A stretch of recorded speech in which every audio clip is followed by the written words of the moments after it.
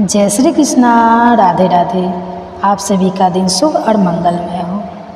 आज आप सुनेंगे आश्विन मास महात्म का 15वां अध्याय। इसके बाद नवरात्रि व्रत प्रारंभ होने के कारण अब बीच में कुछ दिनों तक आपको यह अध्याय नहीं सुनाए जाएंगे, क्योंकि हमारे चैनल पर इस बीच में देवी भागवत पुराण की कथाएं सुनाई जाएगी और नवरात्रि समाप्त होने के बाद जो भी अध्याय आश्विन मास के शेष रह गए हैं वह आपको आने वाले बाकी दिनों में सुनाए जाएंगे। आपसे अनुरोध है कि हमारे चैनल पर आप नवरात्रि के दिनों में भी श्री दुर्गा की सप्तशती का अध्याय और कथा की वीडियोज भी जरूर देखिएगा। अब सुनिए आज का अध्याय। देवी वसुंधरा ने वर भगवान के श्री मुख से ध्रुव तीर्थ की महिमा सुनी, जिसे सुनकर उनका हृदय आश्चर्य से भर गया। इसके बाद उन्होंने भगवान नारायण से कहा, प्रभु मैं आपसे श्रीमुख से और भी प्रसंग सुनना चाहता हूँ, कृपा कीजिए। प्रभु अब मैं यह जानना चाहता हूँ कि शास्त्रों में वरा क्षेत्र में गायन वादन करने से, नित्य और जागरण करने, गोदान अन्नदान और जलदान करने, सभी प्रकार के स्नान करने अथवा गंध पुष्प धूप दीप और नैवेद्य आदि से आपकी पूजा करने का क्या फल होता है। जप और यज्ञ आदि अन्य कर्म करने से शुद्ध मन वाले प्राणी वहाँ किस गति को प्राप्त करते हैं। भगवान आप अपने भक्त को सुख पहुँचाने के विचार से यह सब प्रसंग बतला की कृपा कीजिए। तब भगवान बड़ा बोले, देवी यह कथा अत्यंत पुण्यप्रद और सुख देने वाली है। पहले इसी क्षेत्र में एक खंजर नामक पक्षी रहा करता था। एक बार उसने बहुत से कीड़ों को खा लिया, जिसके कारण वह अजीर्ण से अत्यंत पीड़ित होकर मरने वाला हो गया और इसी क्षेत्र में ही गिर पड़ा। इतने में ही बहुत से बालक इधर उधर से दौड़ते और खेलते हुए वहां आ पहुँचे और उस मरनासन पक्षी को देखकर कहने लगे, हम लोग इसे पकड़ेंगे। फिर उनमें भी आपस में विवाद छिड़ गया। कोई कहता यह मेरा है, कोई कहता यह मेरा है।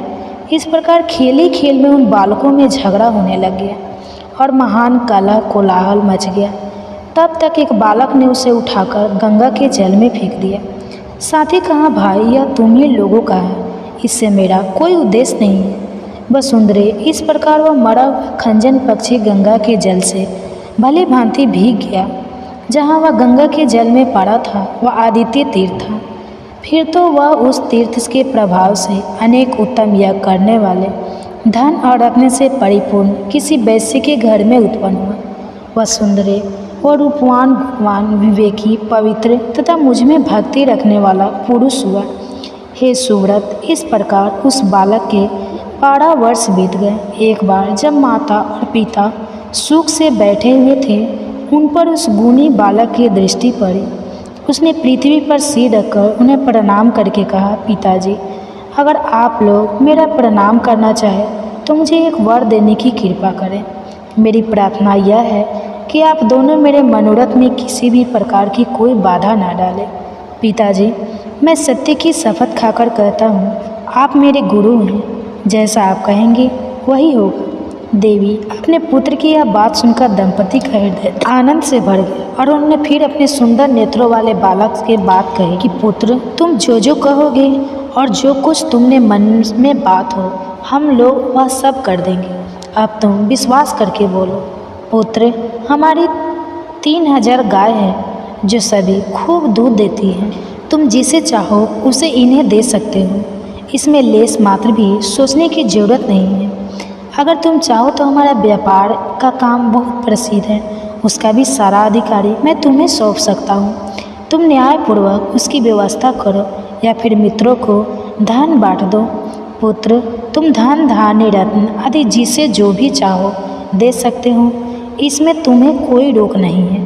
हम अच्छे तथा जाति में उत्पन्न बहुत सी सुंदरी भली कन्याओं को भी विवाह विधि के द्वारा तुम्हें प्राप्त करा सकते हैं। सौम्य अगर तुम्हारे मन में जैसे पूर्व के वैश्य लोक वेद में कहे हुए विधान के अनुसार यज्ञ किया करते थे, वैसे यज्ञ करने की इच्छा हो तो तुम उसे भी कर सकते हो। वैश्य का कर्म खेती है, इसके लिए 8 बलवान बैलों द्वारा चलने वाले 100 हल भी हमारे पास हैं। फिर तुम और क्या पाना चाहते हो? जितने ब्राह्मणों को भोजन कराकर तुम तृप्त करना चाहते हो, यह कार्य या फिर कोई अन्य कार्य जैसा भी हो, वह सब अपनी इच्छा अनुसार संपन्न कर सकते हो।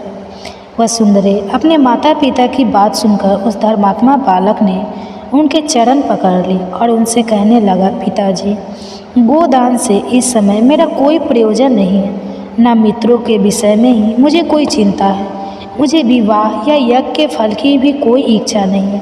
मैं व्यापार का काम करूं, खेती गोरक्षा में मेरा समय बीते या फिर सभी अतिथियों का सत्कार करूं, इन बातों के लिए भी मेरे हृदय में कोई आसक्ति नहीं।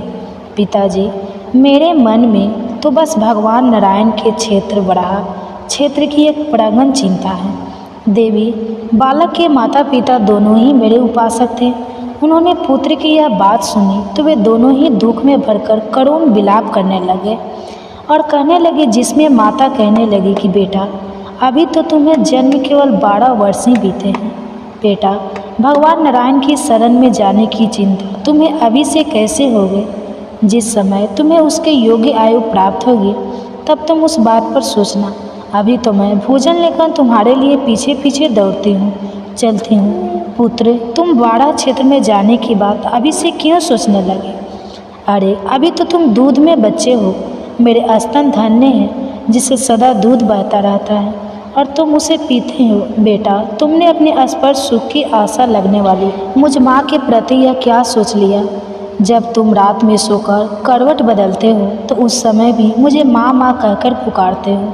फिर बड़ा क्षेत्र जाने या नारायण के आश्रम की इस प्रकार बातें क्यों सोचने लगी? अरे, जब तुम खेलते हो तो अन्य स्त्रियां भी बड़े स्नेह से तुम्हारा स्पर्श करती हैं। वास्तव किसी ने भी कहीं खेल में, घर पर या अपने परिजन में तुम्हारा कोई अपराध नहीं किया। नौकरों ने तुम्हें कभी कड़वे वचन नहीं कहे। तुम्हें कड़वा के लिए भी मैंने अभी कभी हाथ में छड़ी तक नहीं ली। फिर पुत्र, तुम इस वैराग्य की बातें क्यों कर रहे हो? वह सुंदरी माता की बात सुनकर उस बालक ने उससे मधुर वचनों में कहा, माँ, मैं तुम्हारे गर्भ में रह चुका हूँ। तुम्हारे उदर से ही मेरा जन्म हुआ है। तुम्हारी गोद में खेला हूँ। प्रेम से मैंने तुम्हारे इसका पान किया है। धूल लगे हुए शरीर से तुम्हारी गोद में बैठा हूँ। माता, तुम मुझ पर जो इतनी करुणा करती हो वह तुम्हारे लिए ठीक ही है, लेकिन मेरी पूजनीय माँ, अब तुम पुत्र संबंधी मोह को छोड़ दो। यह संसार एक घोर महासागर के समान है। यहाँ प्राणी आते हैं और चले जाते हैं। कुछ लोग तो चले गए और कुछ लोग जा रहे हैं। कोई जीव दिखता है, फिर वह नष्ट हो जाता है और फिर आगे कभी दिखाई नहीं पड़ता। इस प्रकार कौन किससे जन्मा, कहाँ उसका संबंध हुआ, कौन उसकी माता हुई और कौन किसका पिता हुआ, इसका कोई ठिकाना नहीं। हजारों माता पिता, सैकड़ों पुत्र और स्त्रियां प्रत्येक जन्म में आते जाते रहते हैं। फिर वे किस किस के हुए या हम ही किसके रहे। इसलिए माँ, इस प्रकार की चिंता में पड़कर तुम्हें कभी भी सोचना नहीं चाहिए। पुत्र की इस प्रकार की बातें सुनकर माता और पिता को बड़ा आश्चर्य हुआ। फिर वे बोले, बेटा, अहो, यह तो बड़े दुख की बात है। इसका रहस्य तो बदलाओ। तुम्हारे मन में यह बात आई कैसे? उनकी यह बात सुनकर वह वैश्य कुमार कहने लगा कि पूज्य, वो अगर इस सुनी गई बात को सुनकर और विचार कर आप कुछ कहना चाहते हैं तो आपको बड़ा क्षेत्र का रहस्य पूछना चाहिए और उसे सुनने के लिए वर क्षेत्र में ही पधारने की कृपा भी करनी चाहिए। वहीं पर यह गहन विषय आप लोगों को पूछना उचित रहेगा। वहीं मैं अपनी भी एक आश्चर्यजनक बात बतलाऊं। पिताजी, बड़ा क्षेत्र में एक सूर्य तीर्थ है। वहाँ पहुँच जाने पर यह बात बतलाओ। उस पर माता पिता अपने पुत्र से कहने लगे, बहुत अच्छा। फिर तो उस बालक के माता और पिता दोनों ने बड़ा क्षेत्र में जाने का संकल्प किया। उन्होंने सभी प्रकार के द्रव्य साथ में लिए और बड़ा क्षेत्र के लिए निकल पड़े। कमल पत्र के समान बड़े बड़े नेत्रों वाले उस पैसे के नेता ने अपने जाने के पहले 200 हज गायों को ही से सबसे आगे हकवाया। फिर उसके सभी परिजन द्रव्य सहित प्रस्थान करने लगे। उनके घर में जो कुछ था वह कुछ उन्होंने भगवान नारायण को समर्पित कर दिया।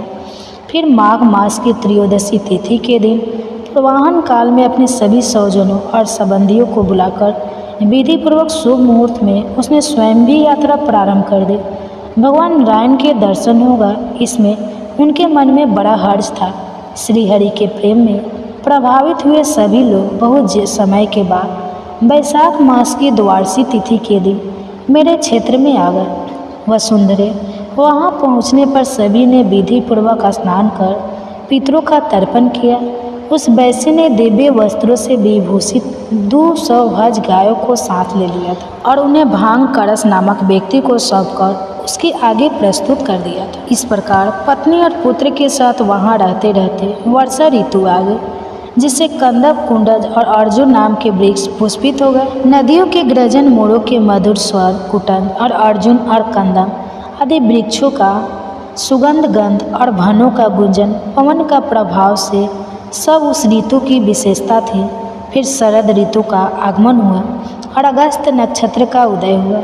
सरोवर के जल में स्वच्छता आ गई थी और उनमें कमल, कुमुद आदि पुष्प खिल गए। चारों ओर का वातावरण बहुत ही सुखद होने लगा था। अब शीतल सुगंध और परम सुखदायी वायु बहने लगी। फिर धीरे धीरे यह ऋतु भी समाप्त हो चली और कार्तिक महीने की शुक्ल पक्ष की एकादशी तिथि आई। वसुंधरे उस समय उस वैश्य दंपति ने स्नान कर रेशमी वस्त्र धारण किया और अपने पुत्र से कहा, पुत्र, हम लोग यहाँ 6 महीने सुखपूर्वक रह चुके। आज द्वादशी तिथि आ गई है। अब तो वह गोपनीय बात हम लोगों को बता दो जिसे तुमने यहाँ आकर बताने को कहा था। देवी अपने माता पिता की बात सुनकर उस धर्मात्मा पुत्र ने अपने मधुर वचनों से कहा, महाभाग बड़ा रहस्यपूर्ण और गोपनीय है। इसे मैं कल सुबह आप लोगों को बतलाऊं। पिताजी, आज ये द्वादशी तिथि है। इस पुण्य अवसर पर दीक्षित योगी के कुल में उत्पन्न तथा विष्णु की भक्ति में तत्पर रहने वाले जो व्यक्ति दान करते हैं, वे भगवान की कृपा से भयंकर संसार सागर को पार कर जाते हैं। हे वसुंधरे, इस प्रकार उन लोगों में आपस में बात करते करते मंगलमय रात्रि समाप्त हो गई और फिर दिन रात्रि की संधि का समय आ गया और सूर्यमंडल उदित हुआ। तब वह बालक यथा विधि स्नान आदि से शुद्ध होकर रेशमी वस्त्र धारण कर शंख, चक्र और गदा धारण करने वाले भगवान श्री हरि को प्रणाम कर माता पिता के दोनों चरणों को पकड़कर बोला, महाभाग्य, जिस उद्देश्य से हम लोग यहाँ आए हुए हैं और जो बात आप मुझसे बार बार पूछ रहे हैं और जिस गोपनीय बात को इस बड़ा क्षेत्र में कहने के लिए मैंने प्रतिज्ञा की थी, अब उसे सुनिए। वह प्रसंग इस प्रकार है। पिताजी, मैं पूर्व जन्म में एक खंजन नाम का पक्षी था। एक बार मैं बहुत से कीड़ों को खाकर अर्जुनग्रस्त होकर हिलने डुलने में भी असमर्थ हो गया। उसी समय कुछ बच्चों ने मुझे पकड़ लिया। खेल खेल में एक के हाथ से दूसरे हाथ लेते रहे। एक कहता, इसे मैंने देखा, दूसरा कहता, मैंने इसे देखा। इस प्रकार वे आपस में झगड़ा करने लगे। इसी बीच विवाद से उबकर एक बालक ने मुझे घुमाकर गंगा के आदित्य तीर्थ नामक स्थान पर जल में फेंक दिया, जहाँ मेरे प्राण निकल गए। यद्यपि मेरे मन में कोई इच्छा नहीं थी, फिर भी उस तीर्थ के प्रभाव से मुझे आप लोगों का पुत्र होने का सौभाग्य प्राप्त हुआ। इस प्रकार 13 वर्ष बीत चुके। यही वो गोपनीय बात थी जिसे मैंने आपसे कह दी। बालक की बात सुनकर माता पिता फिर बोले, पुत्र, भगवान विष्णु के बतलाए जितने कर्म हैं, उनमें तुम जिस कर्म को करोगे उन्हें हम भी विधि पूर्वक संपन्न करेंगे। शास्त्र कहते हैं कि घाट माला कर्म संसार से मुक्त करने के लिए परम साधन है। इसलिए वे सभी कुछ दिनों तक उसका उच्चारण करते हुए मेरी उपासना में संलग्न रहे। पर्याप्त धर्म के बाद उनका नश्वर शरीर छूट गया और वे अपने धर्म के प्रभाव से, हे वसुंधरे, मेरे क्षेत्र की महिमा से संसार से मुक्त होकर श्वेत द्वीप के में पधारे। जो लोग उसके साथ गए थे वे योग में निरंतर हो गए। उनके शरीर से कमल के समान गंध निकलती थी। देवी, मेरे क्षेत्र के प्रसाद से वे भी यथा योग आनंद का उपभोग करने लगे और इस क्षेत्र के प्रभाव से बहुत से प्राणी पशु योनि से छुटकर श्वेत द्वीप में पहुँचे। जो व्यक्ति प्रातःकाल उठकर इसका पाठ करता है वह अपने 10 आगे और 10 पीछे के पुरुषों को ताड़ देता है। मूर्ख, पापी, नाशस्त्र, निंदक और चुगलखोर व्यक्तियों के सामने इसकी व्याख्या या पाठ कभी नहीं करना चाहिए। ब्राह्मणों के समाज में या फिर अकेले एकांत स्थान में इसका अध्ययन करें, क्योंकि यह संपूर्ण संसार से मुक्त करने के लिए परम साधन है तो हरे कृष्णा, आज का अध्याय समाप्त हुआ। उम्मीद है आज की यह कथा भी आपको पसंद आई होगी। सुरम पहाड़ी पर है। हमारे देश में बहुत सारे देवी देवताओं के अलावा 9 नाथ और 84 सिद्ध भी हुए हैं जो सहस्त्र वर्षों तक जीवित रहते हैं। और ऐसी मान्यता है कि आज भी वे अपने सूक्ष्म रूप से लोक में विचलन करते हैं। भागवत पुराण के 6ठे संकट के 7वें अध्याय में वर्णन मिलता है कि देवराज इंद्र की सेवा में जहाँ देवगण और अन्य सहायक गण थे, वही सिद्ध भी शामिल थे। नाथों में गुरु गोरखनाथ जी का नाम आता है। इसी तरह 84 सिद्धों में बाबा बालकनाथ जी का भी नाम आता है। और बाबा के बारे में ऐसी मान्यता है कि इनका जन्म युगों में होता रहा। प्राचीन मान्यता के अनुसार बाबा बालकनाथ जी को भगवान शिव का ही अंश अवतार माना जाता है। श्रद्धालुओं में ऐसी धारणा है कि बाबा बालकनाथ जी मात्र 3 वर्ष की आयु में ही अपना घर छोड़कर 4 धाम की यात्रा करते करते साहतलाई जी की जिला बलासपुर जगह में वहाँ पहुँच गए थे। साहतलाई में ही रहने वाली माई रत्नो नामक महिला ने, जिनकी कोई संतान नहीं थी, इन्हें अपना धर्म पुत्र बना लिया। फिर बाबा जी ने 12 वर्ष तक माई रत्नों की गौवें चराई और एक दिन किसी बात से नाराज होकर माई रत्नों ने इन्हें ताना मारा कि 12 वर्षों तक मैंने तुम्हें गाय का दूध पिलाया, गाय की लस्सी तुमने पी और मैं तुम्हारे लिए नरम नरम रोटियां सेक कर खिलाती हूँ। तो इसी बात से ताना मारने पर बाबा जी ने अपने चमत्कार से उन 12 वर्षों में जो उन्होंने माई रत्नों के यहाँ बिताए थे, उन 12 वर्षों की सारी लस्सी और जितनी रोटियां उन्होंने खाई थी, वह सब एक ही पल में लौट। और इस घटना की जब आसपास के क्षेत्र में चर्चा हुई तो ऋषि मुनि और अन्य लोग बाबा जी की इस चमत्कारी शक्ति से बड़े प्रभावित हुए। और फिर जब गुरु गोरखनाथ जी का यह ज्ञात हुआ कि एक बालक बड़ा ही चमत्कारी शक्ति वाला है, तो उन्होंने बाबा बालकनाथ जी को अपना चेला बनाना चाहा। परंतु ऐसा कहा जाता है कि बाबा जी ने मना कर दिया। और जब उन्होंने मना किया तो इनके इनकार करने पर गुरु गोरखनाथ जी बड़े क्रोधित। जब गोरखनाथ जी ने उन्हें ज़बरदस्ती अपना चेला बनाना चाहा तो बाबा सतलजा ने उड़ मारकर धौलगिरी पर्वत पर पहुंच गए, जहां आजकल बाबा जी की पवित्र सुंदर गुफा है। मंदिर के मुख्य द्वार से प्रवेश करते ही अखंड धूना सबको आकर्षित करता है। यह धूना बाबा बालकनाथ जी का तेज स्थल होने के कारण भक्तों की असीम श्रद्धा का केंद्र माना जाता है। और धूने के पास में ही बाबा जी का पुरातन चिमटा है, जिसे वह हमेशा अपने पास रखा करते थे। बाबा जी की गुफा के सामने ही बहुत सुंदर गैलरी बनाई गई है, जहाँ से महिलाएं बाबा जी की सुंदर गुफा में प्रतिष्ठित मूर्ति के दर्शन करते हैं। सेवक जन बाबा जी की गुफा पर रोट का प्रसाद चढ़ाते हैं। ऐसा कहा जाता है कि जब बाबा जी गुफा में आलोक हुए तो वहाँ पर एक दियोट यानी दीपक जलता रहता था, जिसकी रोशनी रात में बहुत दूर दूर तक, इसलिए लोग बाबा जी को तियोट सीत के नाम से भी जानते। ऐसी मान्यता है कि बाबा जी का जन्म हर युग में होता रहा है। तो बाबा जी का जो पहला जन्म था, अब उसकी भी कथा सुनिए। संकट पुराण के अनुसार बाबा जी का प्रथम अवतार भगवान शिव और देवी पार्वती के पुत्र शंख या फिर कार्तिकेय जी के रूप में भी माना जाता है, क्योंकि कार्तिकेय जी ब्रह्मचारी थे और बाबा जी भी ब्रह्मचारी हैं। कार्तिकेय जी का वाहन भी मोर था और बाबा जी का वाहन भी मोर है। और दूसरे अवतार में बाबा जी का जो जन्म है वह कौल के रूप में हुआ था। इस जन्म में भी उन्होंने भगवान शिव की आराधना की। बाबा जी के दूसरे जन्म के बारे में प्राप्त तथ्यों के अनुसार द्वापर युग में बाबा जी के इष्ट भगवान शिव ही थे। द्वापर युग में बाबा बालकनाथ महाकाल के मन में बचपन से ही इच्छा थी कि कैलाश पर्वत पर जाकर वे भगवान शंकर के साक्षात दर्शन करें। इसी इच्छा को लेकर महाकाल कैलाश पर्वत की ओर चल पड़े। मानसरोवर के रास्ते पर उन्हें एक बूढ़ी माई मिली, जिनका नाम धर्मो था। उन बूढ़ी माई ने महाकाल बाल योगी से पूछा कि बेटा तुम कहाँ जा रहे हो? तो उन्होंने बताया कि अम्मा, मैं 3 जन्मों से भगवान शंकर की आराधना कर रहा हूँ। अब मैं उन्हीं के दर्शनों की इच्छा को लेकर कैलाश पर्वत पर जा रहा हूँ। तो उन बूढ़ी माई ने महाकाल से कहा कि बेटा यह कोई आसान काम तो है नहीं कि भोलेनाथ तुम्हें इतनी आसानी से तो दर्शन देंगे नहीं। इसके लिए तुम्हें कोई उपाय सोचना होगा। तब उन बूढ़ी माई ने कहा कि तुम कैलाश पर्वत के नीचे मानसरोवर के तट पर अपनी तपस्या में लीन हो जाना। वहाँ देवी पार्वती कुछ विशेष अवसरों पर स्नान करने आती है। उस समय तुम अपनी इच्छा माता पार्वती के चरणों में गिरकर उनसे व्यक्त करना। धर्म माई की बात बताई इस योजना के अनुसार महाकाल मानसरोवर झील पर तपस्या करने बैठ गए। जब माता पार्वती वहां स्नान करने के लिए आई तो उन्होंने माता के वस्त्र उठा लिए।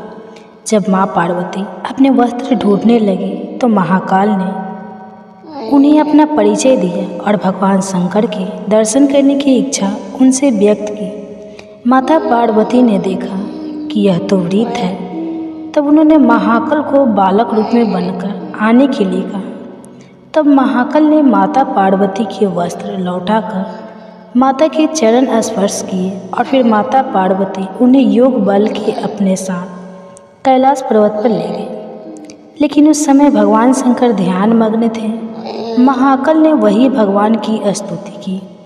भगवान के नेत्र खुलने पर भगवान शंकर बाल योगी महाकाल को देखकर बड़े प्रसन्न हुए और उन्होंने उन बालक को वरदान दिया कि हे बाल योगी, कलयुग में तुम अपनी परम सीधी से भक्तों के परम आराध्य बनोगे और तुम जिस बाल अवस्था में यहाँ उपस्थित हुए हो सदा ऐसी ही बाल्य अवस्था और बाल छवि में बने रहोगे और आयु वृद्धि का तुम पर कोई प्रभाव नहीं पड़ेगा। तो इस तरह से भगवान शिव के वरदान अनुसार बाबा हमेशा एक बालक के रूप में रहते और इसी तरह से शंकर भगवान के भी हमेशा बाल रूप में ही रहते हैं। इसलिए बाबा को शंकर भगवान का ही एक रूप भी माना जाता है। तो यह थी बाबा बालकनाथ जी की कथा। आप में से कितने भक्त के यहाँ पर बाबा बालकनाथ जी की पूजा की जाती है, कमेंट बॉक्स में ज़रूर बताइएगा। अब आप सुनिए आज का अध्याय। आज की कथा में भगवान वर और भागवती वसुंधरा का प्रसंग चल रहा है। उन दोनों के बीच में जो वार्तालाप हो रहा है उसमें भगवान वराह कहते हैं, वसुंधरे अब पितरों से संबंध में एक प्रसंग कहता हूँ, उसे ध्यानपूर्वक सुने। मथुरापुरी में पहले एक धार्मिक और शूरवीर राजा थे जिनका नाम था चंद्रसेन। उनकी 200 रानियाँ थीं जिनमें चंद्रप्रभा सबसे गुणवती थी। उसकी 100 दासियाँ थीं जिनमें एक का नाम था प्रभावती। उस दासी के परिवार का पुरुष सदाचार विहीन थे। सभी मरकर दोष के कारण नरक यातना में पड़ गए क्योंकि उनके कुल में एक वंश संकर उत्पन्न हो गया था। देवी एक समय वे पीतर ध्रुव तीर्थ में आए जिन पर एक त्रिकालदर्शी ऋषि की दृष्टि पड़ गई। इनमें कुछ दिव्य रूप वाले पीतर आकाश गमन की शक्ति से युक्त श्रेष्ठ वाहनों पर चढ़कर आए और अपने वसंजों को आशीर्वाद देकर चले। कुछ दूसरे प्रेतगण जो ध्रुव तीर्थ में आए उनके श्राद्ध ना होने से पेट में झुर्रियाँ पड़ गई थी, अतः वे अपने पुत्रों को श्राप देकर चले गए। त्रिकाल की मुनि यह सब दृश्य देख रहे थे। जब प्रेतगण चले गए और वे मुनि अकेले आश्रम में रह गए तो एक सूक्ष्म शरीर वाले पीतर ने उनसे कहा, मुनि, वर्ण संकर संबंधी दोष के कारण मुझे नरक में स्थान मिला है। मैं 100 वर्षों से आज रूपी रस्सियों से बंधा प्रतीक्षा करता रहा, पर अब निराश होकर आपके पास आया हूँ। तीनों ताप से अत्यंत घबराकर अविवश होकर मैं आपकी शरण में आया हूँ। जिनके पुत्रों ने पिंडदान और तर्पण किया है वे पीतर तो हष्ट पुष्ट होकर आकाश गमन की शक्ति से स्वर्ग में चले गए, किंतु मैं बालकहीनता सकता हूँ। जिनकी संतान अपने बाल बच्चों के साथ सदा संपन्न है वे उनके द्वारा सौधा से सुपुजीत होकर परम गति से अधिकारी होते हैं। कालज्ञ मुनिवर, आपको दिव्य दृष्टि प्राप्त है। उसके प्रभाव से आपने जिन पितरों को स्वर्ग में जाते हुए देखा है वे सभी आज राजा चंद्रसेन के द्वारा सत्कृति हुए हैं। पीतर ने कहा, जो पितरों के लिए श्राद्ध करता है उसका उत्तम फल निश्चित है, किंतु श्राद्ध ना करने से विपरीत फल सामने आता है और पीतर नरक के भागी हो जाते हैं। इसमें कुछ कारण है, वह भी मैं आपको बताता हूँ। सुनो, श्राद्ध संबंधी जो द्रव्य उचित देश काल और प्रात को नहीं दिया गया, विधि की रक्षा नहीं हुई, साथ में दक्षिणा नहीं दी गई, तो वह व्रत व्यय का कारण हो जाता है।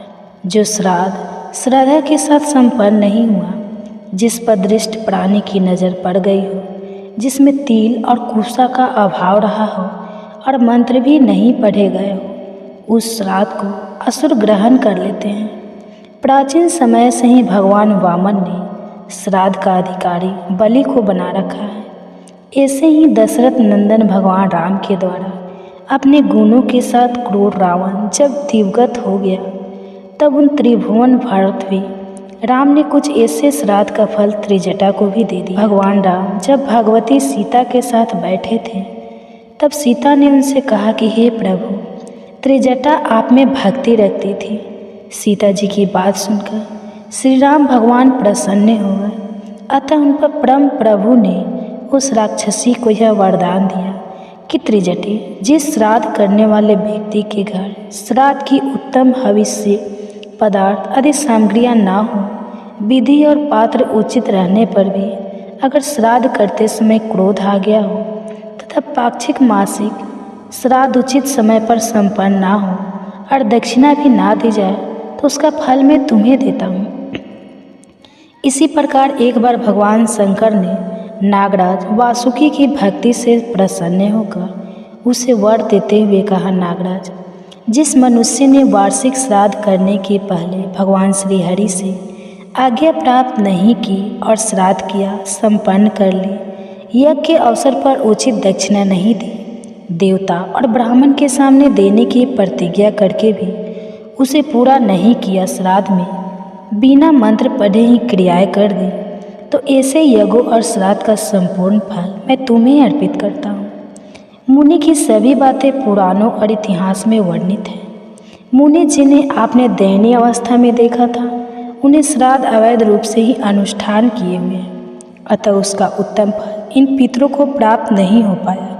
यही कारण है कि यह नंग धरंग कलाक्षेपम पुत्रों ने जो श्राद्ध किया उसमें कमी रह गई थी। इसलिए प्रीतगण गाथा गाते हैं कि क्या हमारे कुल में ऐसा कोई व्यक्ति जन्म लेगा जो प्रभु जलवानी नदियों में तप उठता आयात इंद्र आदि मंत्रों से हमारा तर्पण और उनके तट पर श्राद्ध करेगा।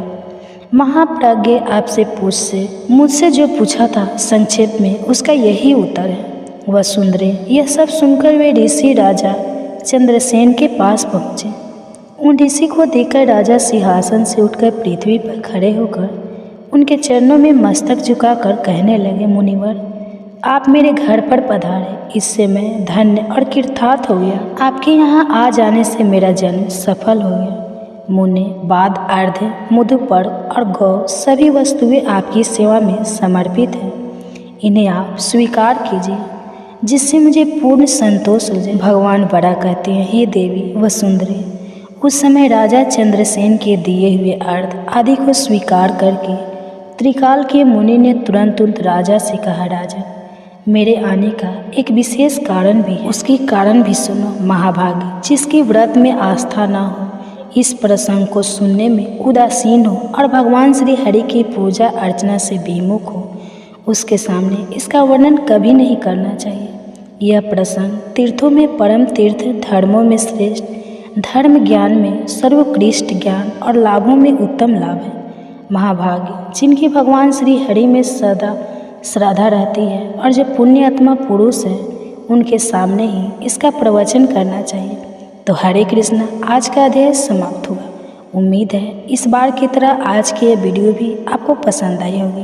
प्राण निकल गए। इस प्रकार कालवश मृत्यु को प्राप्त होने पर उसे बाद में हाथी की ही योनि मिली और सिंगल द्वीप के महाराजा के यहाँ उसने अपना बहुत सारा समय बिताया। सिंगल द्वीप के राजा की महाराज खंगबाहु से बड़ी मित्रता थी, इसलिए उन्होंने जल के मार्ग से उस हाथी को अपने मित्र की प्रसन्नता के लिए भेज दिया। एक दिन राजा ने इस लोक की समस्या की पूर्ति में संतुष्ट होकर किसी कवि को पुरस्कार रूप में वो हाथी दे दिया और उन्होंने स्वर्ण मुद्राएं 100 मुद्राएं लेकर उसे मालव नरेश के हाथ भेज दिया।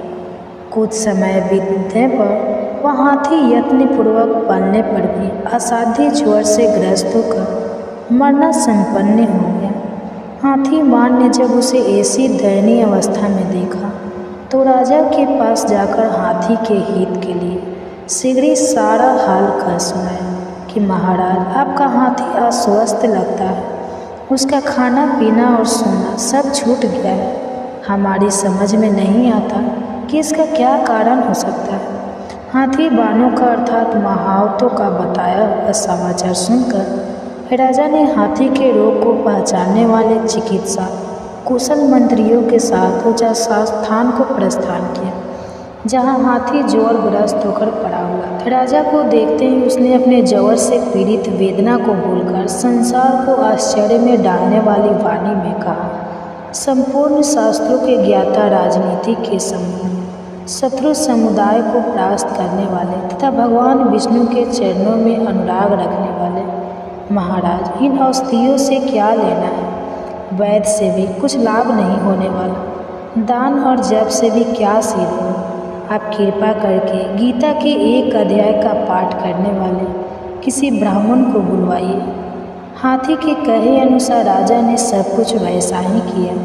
इसके बाद गीता पाठ करने वाले ब्राह्मण ने जब उत्तम जल को अभिमंत्रित करके उसके ऊपर डाला तो दुशासन गज योनि को परित्याग करके मुक्ति हो गया। राजा ने दुशासन को दिव्य विमान पर आरूढ़ और इंद्र के समान तेजस्वी देखकर कि तुम्हारा पूर्व जन्म में क्या जाति था, क्या स्वरूप था, कैसे आचरण थे और फिर किस कर्म से तुम यहाँ हाथी होकर आए थे, ये सारी बातें मुझे बताओ। राजा के इस प्रकार पूछने पर संकट से छूटे हुए दुशासन ने विमान पर बैठे बैठे ही स्थिरता के साथ अपना सारा समाचार कह सुनाया। जिसके बाद राजा मालव नरेश ने भी गीता के 17वां अध्याय का पाठ किया। इससे थोड़े ही समय में उनकी भी मुक्ति हुई। श्री पार्वती जी ने कहा, हे भगवान, आपने 7वें अध्याय का महात्म में बतलाया, अब 18वां अध्याय के महात्म का भी वर्णन कीजिए। तब महादेव जी बोले, हे देवी, हे गिरिनंदिनी, चिन्मय आनंद की धारा बहाने वाले 18वें अध्याय के पावन महात्म को, जो वेद से भी उत्तम है, सुनो। यह संपूर्ण शास्त्रों का सर्वस्व कानों में पड़ा हुआ रसायन के समान तथा संसार के यातना जाल को छीन भिन्न करने वाला है। यातना जाल को सिद्ध पुरुषों के लिए यह परम रहस्य की वस्तु है। इसमें अविद्या का नाश करने की क्षमता है। यह भगवान विष्णु की चेतना और सर्वश्रेष्ठ परम पद है। इतना ही नहीं देवी, यह विवेकमय लता काम क्रोध और मद को नष्ट करने वाला इंद्र आदि देवताओं के चित्त का विश्राम मंदिर तथा सनक सनंदन आदि महायोगियों का मनोरंजन करने वाला है। इसके पाठ मात्र से यमदूतों की गर्जना बंद हो जाती है। हे पार्वती, इससे बढ़कर कोई ऐसा रहस्यमय उपदेश नहीं है जो सप्तम मनुष्य के त्रिविध ताप को हटने वाला और बड़े बड़े पापों का नाश करने वाला। 18वां अध्याय का लोकोत्तम महात्म है। इसके संबंध में जो पवित्र उपाख्यान है उसे भक्ति पूर्वक सुने। उसके सुनने मात्र से जीव समस्त पापों से मुक्त हो जाता है। अन्विष्ट मीटम मिश्रम च तू सन्यासी नाम पूछित। भगवत गीता में भगवान श्री कृष्ण कहते हैं कि हे अर्जुन, कर्म फल का त्याग ना करने वाले मनुष्य के कर्मों का तो अच्छा बुरा और मिला हुआ ऐसे 3 प्रकार का फल मरने के पश्चात अवश्य ही होता है।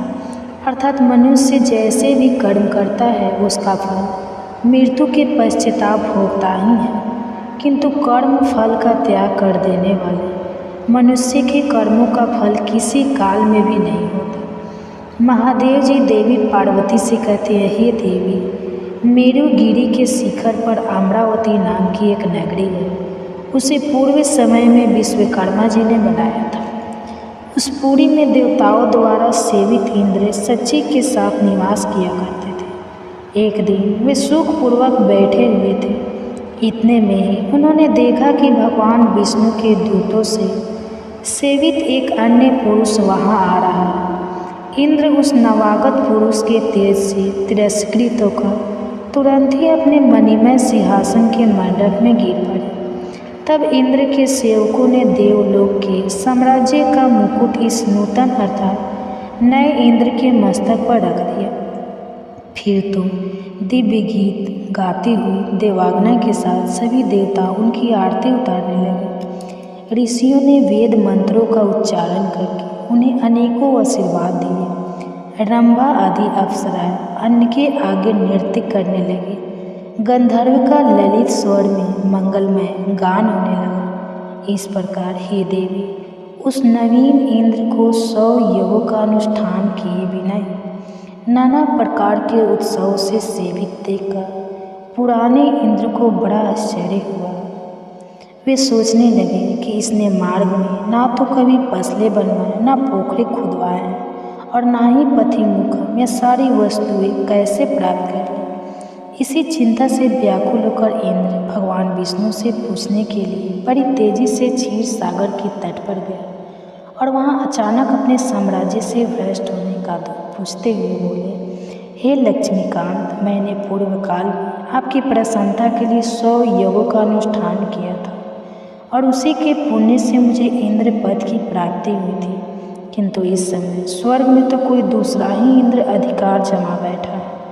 उसने ना तो कभी धर्म का अनुष्ठान किया और न यज्ञों का। फिर हे प्रभु, उसने मेरे देव सिंहासन पर कैसे अधिकार जमा? कृपा मुझे बताइए। देवराज इंद्र की बात सुनकर श्री भगवान बोले, हे इंद्र, वह गीता के 18वें अध्याय में से 5 श्लोकों का प्रतिदिन जाप किया करता है।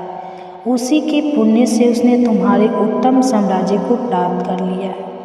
गीता के 18वें अध्याय का पाठ सभी पुण्य का शिरोमणि है। इसी का आश्रय लेकर तुम भी अपने पद पर स्थित हो सकते हो। भगवान विष्णु के ऐसे वचन सुनकर और उस उत्तम उपाय को जानकर इंद्र ब्राह्मण का वेश बनाए गोदावरी नदी के तट पर गए। वहाँ उन्होंने कलिका ग्राम नामक उत्तम और पवित्र नगर देखा, जहाँ काल का भी मर्दन करने वाले भगवान कालेश्वर विराजमान है। वही गोदावरी तट पर एक परम धर्मात्मा ब्राह्मण बैठे थे, जो बड़े ही दयालु और वेदों के पारंगत विद्वान थे। वे अपने मन को वश में करके प्रतिदिन गीता के 18वें अध्याय का जप किया करते थे। उन्हें देखकर इंद्र ने बड़ी प्रसन्नता के साथ उनके दोनों चरणों में मस्तक झुकाया और उन्हीं से 18वां अध्याय को पढ़ा। फिर उसी के पुण्य से उन्होंने श्री विष्णु का सायुज्य प्राप्त कर लिया। इंद्र आदि देवताओं का पद बहुत ही छोटा है, यह जानकर वे परम हर्ष के साथ उत्तम वैकुंठ धाम को गए। अतः यह अध्याय मुनियों के लिए श्रेष्ठ परम तत्व है। हे पार्वती, 18वां अध्याय के इस दिव्य महात्म का वर्णन अब समाप्त हुआ। इसके सुनने मात्र से मनुष्य सभी पापों से छुटकारा पा लेता है। इस प्रकार संपूर्ण गीता का पाप नाशक महात्म में बतलाया गया। महाभागी जो पुरुष श्रद्धा युक्त होकर इसको सुनता है, वह समस्त यज्ञों का फल पाकर अंत में श्री विष्णु का सायुज्य अर्थात वैकुंठ लोक प्राप्त कर लेता है। आज का अध्याय समाप्त हुआ। आज की वीडियो अच्छी लगे तो लाइक भी कीजिए, शेयर भी कीजिए फैमिली फ्रेंड के साथ। और चैनल पर पहली बार आए हैं, अगर अभी तक हमारे चैनल प्राचीन ज्ञान को सब्सक्राइब करके बेल आइकन को जरूर प्रेस कर लीजिए। इससे यह होगा कि इस तरह की सभी वीडियो को नोटिफिकेशन आपको सही समय पर प्राप्त हो जाएगा। अब भक्तों, बात करें कि नवरात्रि के पहले दिन हमें पहला कार्य करना चाहिए कि घर की छत पर आज हमें झंडा जरूर लगाना चाहिए। झंडा मतलब ध्वजा, लाल रंग का त्रिकोण झंडा होता है और उसके ऊपर बना हुआ हो, जय माता दी लिखा हुआ हो। यह मार्केट में बहुत आसानी से मिल जाते हैं, नहीं तो आप घर पर भी स्वयं से बना सकते हैं। तो एक झंडा त्रिकोण आप लेकर माँ को पहले उनसे चरणों में अर्पित कीजिए। जब पूजा कर रहे हैं सुबह, तो उसके बाद पूजा के बाद वह झंडा अपने घर की छत पर लगा दीजिए। इस झंडे को घर के ईशान कोण में यानी कि उत्तर पूर्व के कोने पर, अगर वहाँ पर जगह ना हो तो आप उत्तर दिशा में इस झंडे को लगा सकते हैं। जहाँ भी आप ये ध्वजा लगाते हैं, उसके साथ आप ध्यान रखिए कि आप वहाँ पर एक दीपक जरूर प्रज्वलित करें, क्योंकि दोस्तों शारदीय नवरात्रि माता रानी का एक पावन पर्व है। और झंडा लगाते समय इससे क्या होगा, इससे यश की वृद्धि होती है। देखिए भक्तों, जब हम झंडा अपने घर पर लगाते हैं तो हमेशा लहराता रहता है, तो यह इस बात का सूचक है झंडा कि आपको जीवन में सफलता की प्राप्ति होगी, यश की प्राप्ति होगी, मान प्रतिष्ठा की प्राप्ति होगी। समस्त प्रकार के सुखों की प्राप्ति होगी। मान सम्मान, यश, प्रतिष्ठा, धन की वृद्धि, सुख, समृद्धि, सभी प्रकार की जो चीज़ें हैं वह प्राप्त हो जाती है। दोस्तों, ऐसे लहराता हुआ झंडा आपके घर पर शुद्धता की सूचना है। इसलिए 3 अक्टूबर 2024 गुरुवार को नवरात्रि के पहले दिन आपको अपने घर के ईशान कोण में एक लाल रंग का झंडा जरूर लगाना चाहिए। भक्तों, अगला जो कार्य है नवरात्रि में पहले दिन आपको जरूर करना है वह है घर के मुख्य द्वार पर तोरण लगाना। तोरण क्या होता है? देखिए, आम के पत्ते लीजिए। जब हम 5 पल्लव लिए भी आम का पत्ता लेते हैं, वही आम का पत्ता चाहिए हमें, और थोड़ा सा अधिक मात्रा में आप लेकर आइए। उसे साफ धो लीजिए। धोने के बाद उस पत्ते के ऊपर आपको श्री लिखना है। पत्ते पर आपसे में लिखिए, और जितना भी बड़ा आपका मुख्य द्वार हो उसके अनुसार एक धागा लेकर, लाल धागा ले सकते हैं, पीला धागा ले सकते हैं। इस प्रकार से किसी भी रंग का धागा लेकर आप इन सभी पत्तों को एक माला के स्वरूप में बना लीजिए, और उसके बाद यह अपने घर के मुख्य द्वार पर लगा दीजिए। भक्तों, श्री पत्तों पर कुमकुम से लिख दीजिए या हल्दी से लिख दीजिए, इसे लगा दीजिए। इससे क्या होगा कि जब भी आप किसी दरवाजे पर किसी तोरण लगा हुआ देखते हैं, आपको क्या लगता है? पहले ही सूचना में यह लगता है कि इस घर में कोई शुभ या मंगलिक कार्य हुआ है। और तो घर पर लगा हुआ है तोरण, घर के मुख्य द्वार पर लगा हुआ है तोरण, आपके घर में शुभता की सूचना देता है, मंगलिक कार्य की सूचना देता है। इस बात की सूचना देता है कि आपसे घर में देवी विराजित है। यह बहुत महत्वपूर्ण होता है नवरात्रि के पहले दिन घर के मुख्य द्वार पर तोरण लगाना, और इसका बहुत ही शुभ फल भी हमें प्राप्त। अगला जो कार्य है, तीसरा कार्य जो हमें नवरात्रि में जरूर करना चाहिए दोस्तों, वह अखंड दीपक प्रज्वलित करना। देखिए, अगर घर में हम अखंड दीपक प्रज्वलित करते हैं तो अखंड दीपक प्रज्वलित करने से मन की कोई भी इच्छा हो, अगर आप सोचकर और मन में धारण करके अखंड दीपक प्रज्वलित करते हैं तो आपकी कामना बहुत शीघ्र पूर्ण होती है। लेकिन इसके अलावा दीपक इस बात का प्रतीक है कि आपके घर में किसी भी प्रकार की नकारात्मक ऊर्जा प्रवेश नहीं करेगी, और मन से, घर से हर तरह से नकारात्मक ऊर्जा को दूर करता है दीपक। इसलिए अखंड दीपक चैत नवरात्रि से पहले लगाना चाहिए, और शारदीय नवरात्रि से पहले भी आपको लगाना चाहिए। और नवरात्रि के पहले दिन से लेकर और 9वीं तिथि तक प्रज्वलित किया जाता है, जिससे कि शुभता का घर में वास हो, सकारात्मक ऊर्जा का घर में वास हो। और जहाँ पर सकारात्मक ऊर्जा होती है वहाँ पर सुख, समृद्धि, धन, वैभव की प्राप्ति होती है। और दोस्तों, आपको बता दें कि माँ भगवती वहीं वास करती हैं जहाँ सकारात्मक ऊर्जा रहती है। इसलिए हम घर के मुख्य द्वार पर तोरण लगा रहे हैं ताकि बाहर से, मुख्य द्वार से किसी भी प्रकार की नकारात्मक ऊर्जा हमारे घर में प्रवेश ना करे। इसके अलावा जब हम दीपक प्रज्वलित कर रहे हैं तो हम विचारों में किसी प्रकार की नकारात्मक ऊर्जा ना हो, इसके लिए हम प्रज्वलित कर रहे हैं। जब पूजा प्रार्थना कर रहे हैं, मंत्र जाप कर रहे हैं, विधि उसे हम पूर्ण कर पाए, इसके लिए अखंड दीपक प्रज्वलित किया जाता है। लेकिन अगर आप किसी भी कारणवश अखंड दीपक प्रज्वलित नहीं कर पाते हैं तो सुबह शाम दोनों समय जब माँ की आराधना करें तब आपको शुद्ध घी का दीपक जरूर प्रज्वलित करना है। और सुबह शाम दोनों समय अपने घर में लौंग और कपूर की आरती जरूर कीजिए, जिससे कि घर में नकारात्मक ऊर्जा ना रहे और घर में सकारात्मक ऊर्जा का वास बना रहे। अगला जो कार्य है नवरात्रि में आपको जरूर करना चाहिए वह कलश की स्थापना। और देखिए, दीपक में एक और बात का ध्यान रखें कि हम कलश की स्थापना की बात करते हैं। दीपक में अगर आप घी का दीपक प्रज्वलित कर रहे हैं तो उसे आपको माँ भगवती दुर्गा की मूर्ति के दाईं तरफ रखना होता है, और अगर आप तेल का दीपक प्रज्वलित करते हैं तो माँ भगवती दुर्गा के बाईं तरफ आपको तिल के तेल का दीपक रखना चाहिए। तो इस प्रकार से दीपक का आप ध्यान रखिए। जब भी आप तेल या फिर घी का दीपक प्रज्वलित करते हैं तो उसे सही दिशा में, सही स्थान पर रखना चाहिए। और अगला जो कार्य है घट स्थापना करना, यानी कलश की स्थापना करना। तीखी कलश की स्थापना जब हम करते हैं नवरात्रि में, कलश में हम सभी देवी देवताओं का आवाहन करते हैं। सभी देवी देवताओं का पूजन माँ भगवती के साथ ही हम प्रतिदिन करते हैं। इस प्रकार से जब 9 दिनों तक लगातार हम समस्त देवी देवताओं का पूजन करते हैं, घर में आह्वान करके विधि विधान से विशेष रूप से हम उनकी आराधना करते हैं। क्योंकि जब हम माँ का पूजन करते हैं, पहले हम कलश का पूजन करते हैं, धूप दीप नैवेद्य चीज़ें हम माँ को अर्पित करते हैं विधि विधान से, और उसके साथ ही कलश को भी हम इसी प्रकार से अर्पित करते हैं।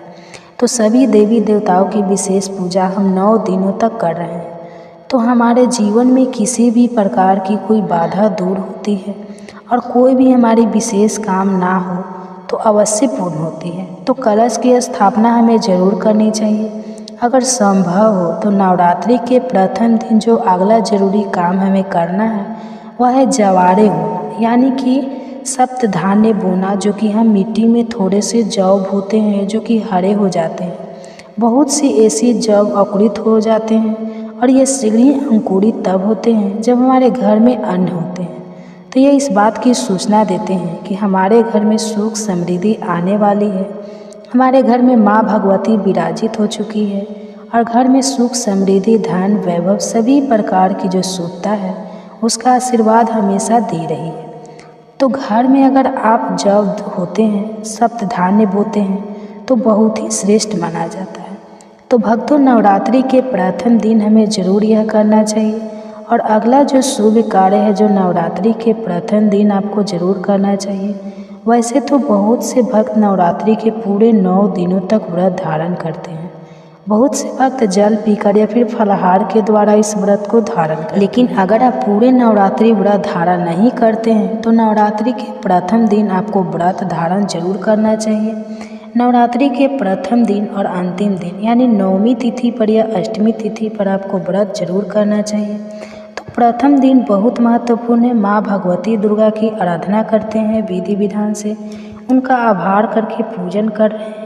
तो प्रथम दिन आपको व्रत जरूर करना चाहिए और संभव हो तो पूरे नवरात्र व्रत करना चाहिए। पूरे नवरात्र जब हम व्रत करते हैं, माँ की पूजा आराधना करते हैं, सात्विक के साथ माँ की आराधना करते हैं तो माँ शीघ्र ही प्रसन्न होती है।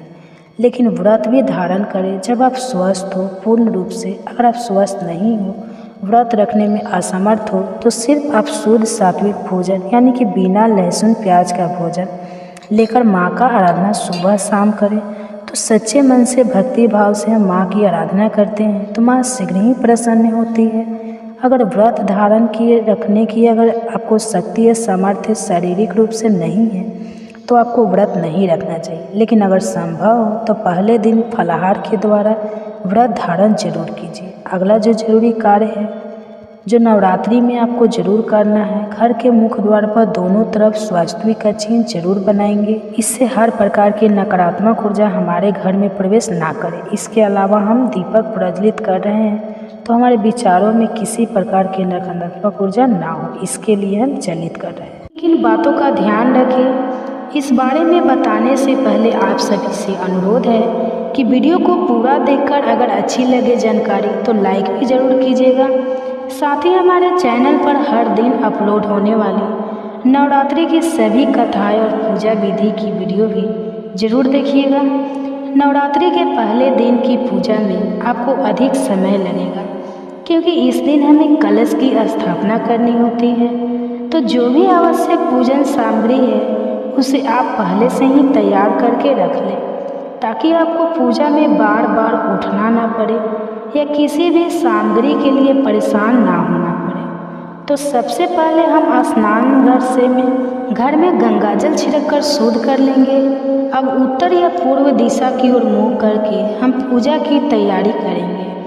पूजा करने के लिए एक चौकी की स्थापना करनी होती है। जहाँ पर आप चौकी रख रहे हैं उस जगह को आप गंगाजल छिड़क कर शुद्ध कर लें। गाय के गोबर से लीप सकते हैं या गेरू आदि से भी वहाँ पर गेरुआ लगाकर आप सुंदर रंगोली बना सकते हैं, सुंदर मंडप सजा सकते हैं और फिर वहाँ पर चौकी के ऊपर लाल या पीला वस्त्र बिछाएं। और आज के दिन जो कलश की स्थापना की जाती है उसके लिए तांबे या किसी भी धातु का या मिट्टी का लोटा, मिट्टी का कलश इस्तेमाल कर सकते हैं। यदि आप मिट्टी से कोई भी पात्र यूज कर रहे हैं जैसे कि मिट्टी का कलश, मिट्टी का दीपक, तो अंतिम दिन मिट्टी वाली जो भी चीज़ें हैं, जो सामग्री है, उनका विसर्जन जरूर कर देना चाहिए। सबसे पहले चौकी पर अक्षत का आसन देकर या अष्टदल कमल बनाकर हम उसके ऊपर कलश की स्थापना करेंगे। तो जिस भी कलश की स्थापना आप करने वाले हैं उसके कंठ पर आप मौली यानी कलावा 3 बार लपेट लें। कलश के ऊपर स्वास्तिक बना लें या 16 बिंदियाँ आप टीके की सिंदूर की भी लगा सकते हैं, रोली की लगा सकते हैं। अब जो आसन आपने कलश के लिए लगाया है उस आसन पर उस लोटे को रखकर, कलश को रखकर आप उसमें शुद्ध जल भरें। जल भरते समय गंगा यमुना सहित सभी पवित्र नदियों का स्मरण करें और उसमें शुद्ध जल गंगा जल मिलाकर डालें। अक्षत, हल्दी की गांठ, एक सिक्का, लौंग का जोड़ा, इलायची आपको कलश के अंदर डालनी है। कलश के ऊपर रखने के लिए आम, अशोक के पत्ते या अगर यह ना मिले तो आप पान के पत्ते भी रख सकते हैं। 5, 7, 9, 11 की संख्या में आप यह पत्ते कलश के ऊपर लगाएं। ध्यान रखें पत्ते साफ हो, कटे फटे या बासी ना हो। अब इस कलश के ऊपर अक्षत या फिर गेहूं से भरी एक कटोरी रखें और उसके ऊपर आपको पानी वाला नारियल भी स्थापित करना होता है। जटा वाला नारियल यानी पानी वाला नारियल जिसे आप अच्छे से चेक जरूर कर लीजिएगा ताकि उसमें पानी हो, सूखा हुआ नारियल स्थापित ना करें। अब उस नारियल पर आपको एक लाल चुनरी जिसे कलावे से लपेट कर रखना है। कलश के ऊपर रखने वाले नारियल की भी पूजा आपको करनी होती है। नारियल पर आप तिलक लगाए, हाथ जोड़कर माता रानी से प्रार्थना करें कि आपके द्वारा की गई कलश स्थापना को माता रानी स्वीकार करें और फिर जो नारियल है उसे कलश के ऊपर रख देना चाहिए। ध्यान रखें कि कलश के ऊपर जो नारियल आप रखते हैं उसे लेटाकर रखना चाहिए, सीधा खड़ा करके नहीं रखना चाहिए। ठीक है, आपको नारियल किस तरह से रखना है इस बात का भी आप ध्यान जरूर रखें। नारियल का जो मुख है वो पूजा करने वाले व्यक्ति की तरफ हो, यानी कि जिस ओर से नारियल पेड़ की टहनी से जुड़ा होता है वह मुख आपके खुद की तरफ होना चाहिए। कभी भी नारियल का मुख कलश के नीचे की तरफ नहीं होना चाहिए। कलश पर विधि विधान से और सहित नियम से नारियल रखने और कलश स्थापना करने से ही पूजा सफल होती है।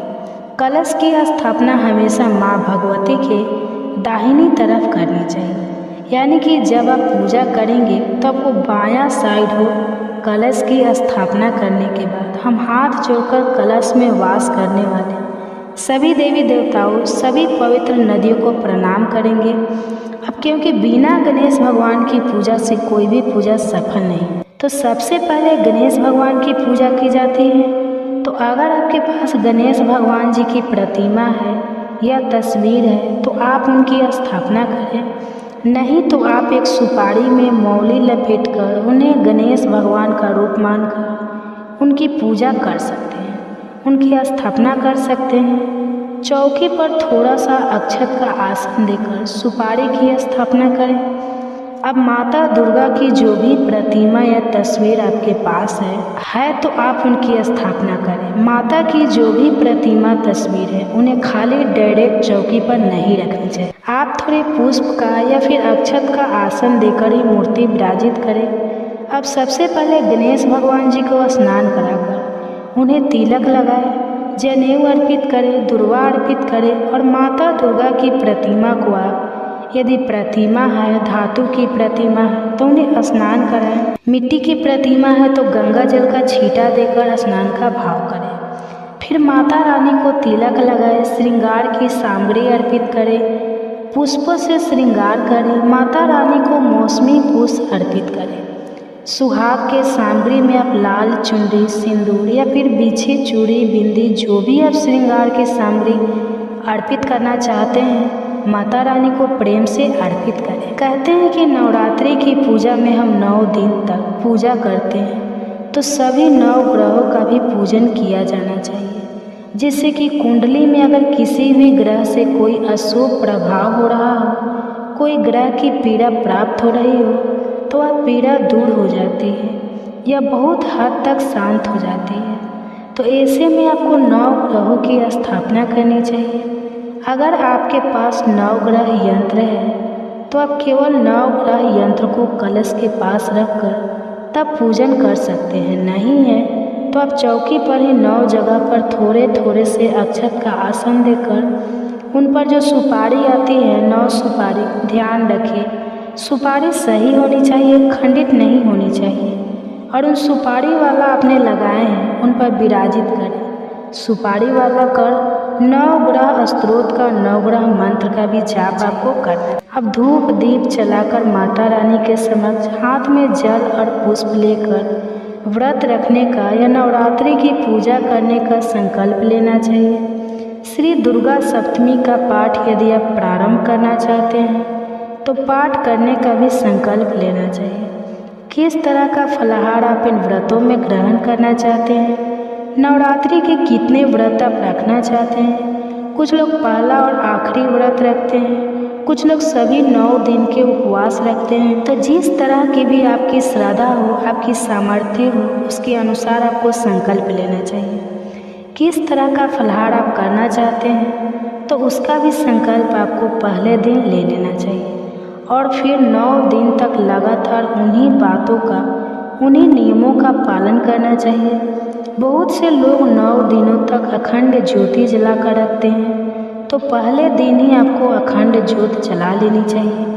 अखंड ज्योत यदि आप 9 दिन तक ना जला पाए और 24 घंटे तक ही जलाने का आपका मन है, आपकी श्रद्धा है, तो आप केवल 24 घंटे जलाने का भी संकल्प ले सकते हैं। और इस प्रकार से आप पहले दिन की पूजा शुरू कर सकते हैं। पहले दिन की पूजा में थोड़ा समय ज़्यादा लगता है, तो ध्यान रखें कि आपको जो भी ज़रूरी काम है वो पहले से निपटा कर रख लेना चाहिए, ताकि आपकी पूजा में आपका मन बार बार बेचैन ना हो या आपको किसी बात की कोई जल्दी ना हो। जल्दबाजी में की गई पूजा हमेशा असफल रहती है।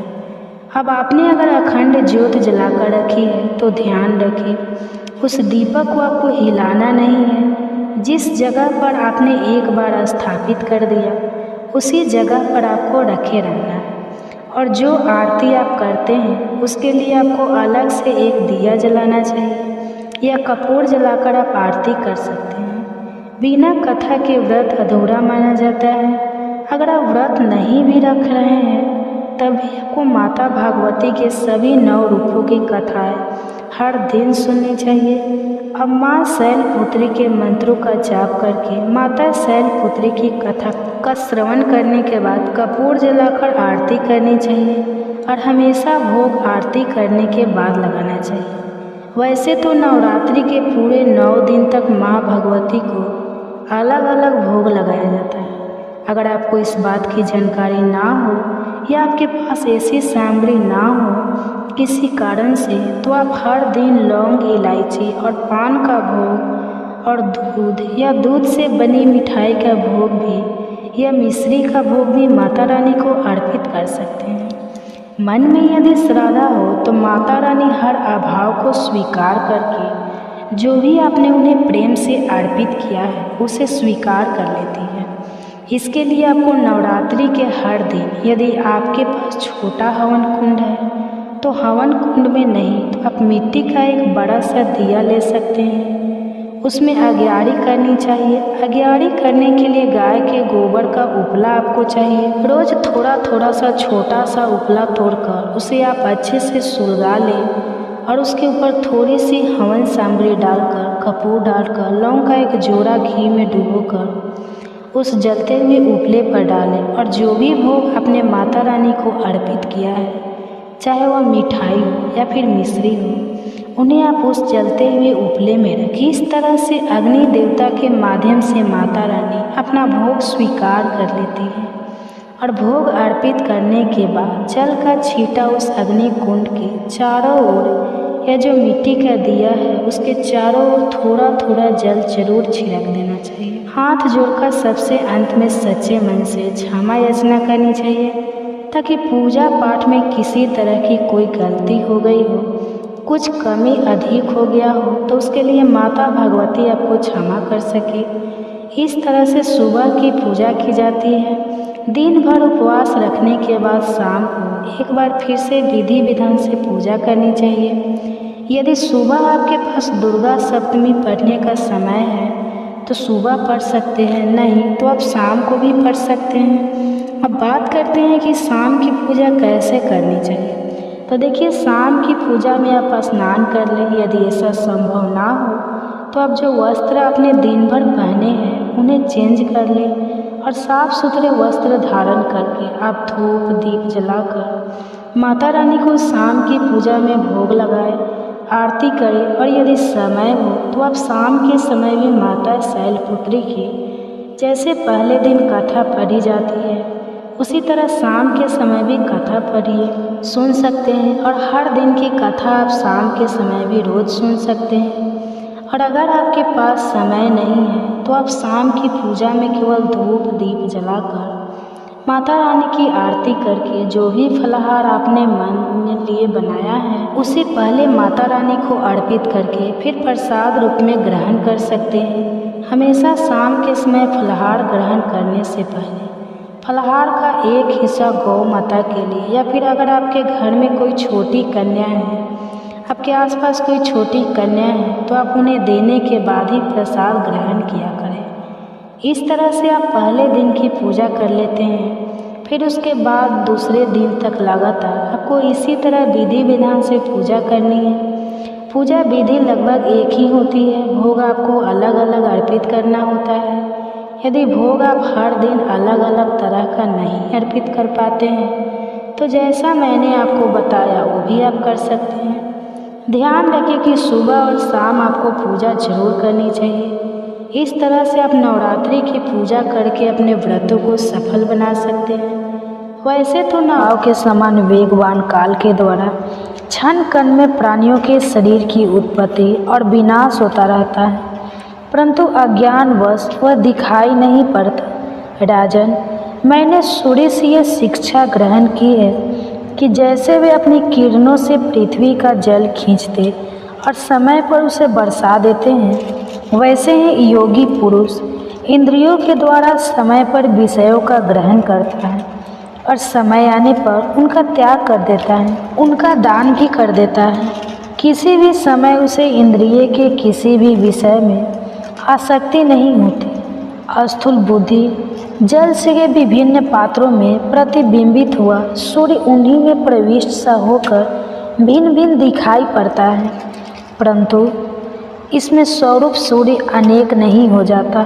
वैसे ही चल और अचल उपाधियों के भेद से ऐसा जान पड़ता है कि प्रत्येक व्यक्ति में आत्मा अलग अलग है, परंतु जिनको ऐसा मालूम होता है उनकी बुद्धि मोटी है।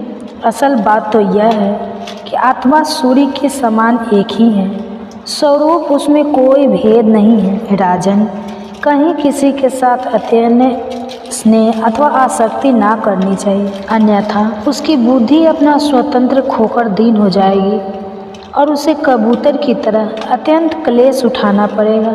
राजन, किसी जंगल में एक कबूतर रहता था। उसने एक पेड़ पर अपना घोंसला बना रखा था। अपनी मादा कबूतरी के साथ वह कई वर्षों तक उसी घोंसले में रहा। उस कबूतर के जोड़े के हृदय में निरंतर एक दूसरे के प्रति स्नेह की वृद्धि होती जाती थी। वे गृहस्थ धर्म में इतने आसक्त हो गए थे कि उन्होंने एक दूसरे की दृष्टि से दृष्टि, अंग से अंग और बुद्धि से बुद्धि को बांध रखा था। उनका एक दूसरे पर इतना विश्वास हो गया था कि वे निशंक होकर वहाँ की वृक्षा वली में एक साथ सोते बैठते, घूमते फिरते, ठहरते, बातचीत करते, खेलते और खाते पीते थे। राजन, कबूतरी पर कबूतर का इतना प्रेम था कि वह जो कुछ चाहती कबूतर बड़े से बड़ा कष्ट उठाकर उसकी कामना पूर्ण करता। वह कबूतरी भी अपने कामुक पति की कामनाएं पूर्ण करती। समय आने पर कबूतरी को पहला गर्व रहा। उसने अपने पति के पास ही घोंसले में अंडे दिए।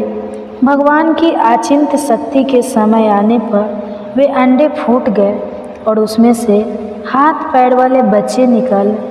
उनका एक एक अंग और रोए अत्यंत कोमल थे। अब उन कबूतरी की आंखें अपने बच्चों पर लग गई। वे बड़े प्रेम और आनंद से अपने बच्चों का लालन पालन, लाड़ प्यार करती और उनकी मीठी बोली, उनकी गुटुरगु सुन सुनकर आनंद मग्न हो जाते। बच्चे तो सदा सर्वदा प्रसन्न रहते ही थे। वे जब अपने सुकुमार पंखों से माँ बाप का स्पर्श करते, कुछ देर भोली भाली टाई करते और फुदक फुदक कर अपने माँ बाप के पास दौड़ आते, तब कबूतर और कबूतरी आनंद मग्न हो जाते। राजन, सच पूछो तो वे कबूतर कबूतरी भगवान की माया से मोहित हो रहे थे।